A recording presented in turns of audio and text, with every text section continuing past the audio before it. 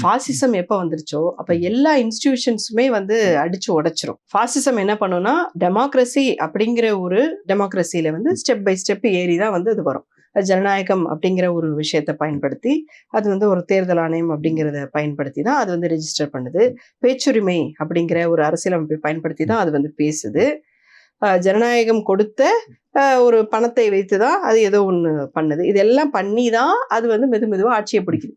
ஆட்சியை பிடிச்ச பிறகு ஒவ்வொரு படிக்கட்டையா அடிச்சு நொறுக்கும். ஏன்னா வேற யாரும் அந்த படிக்கட்டு வழியா ஏறி அந்த அதிகாரத்தை கைப்பற்றிடக்கூடாது அப்படிங்கிறதுக்காக. இப்ப நிறைய பேர் நினைச்சிட்டு இருக்காங்க ஃபாசிசம்னா அது ஏதோ ஹிட்லர் காலத்துல நடந்துச்சு அப்படின்னு. இன்னைக்கு நடக்குது. இன்னைக்கு எத்தியோப்பியால நடக்குது, ஹங்கேரியில நடக்குது. இந்த சர்வாதிகாரம் அப்படிங்கிறது பாத்தீங்கன்னா ஒரு ரஷ்யாவை எடுத்துக்கோங்க, சீனாவை எடுத்துக்கோங்க, வடகொரியாவை எடுத்துக்கோங்க.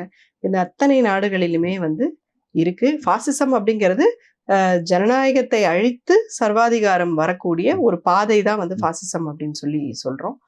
நீதிமன்றமும் விதிவிலக்கு இல்லாமல் தான் பல நாடுகளில் வந்து இருந்திருக்கிறது. ஸோ இங்கே கூட பார்த்தோம்னா இவ்வளவு குழப்படியில எஸ்ஐஆர் வந்து பீகார்ல நடக்குது.